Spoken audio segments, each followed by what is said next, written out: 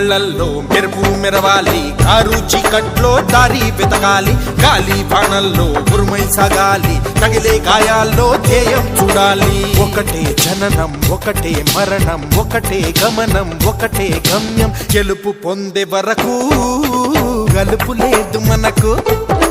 బ్రతుకు అంటే గెలుపు, గెలుపు కొరకే బ్రతుకు.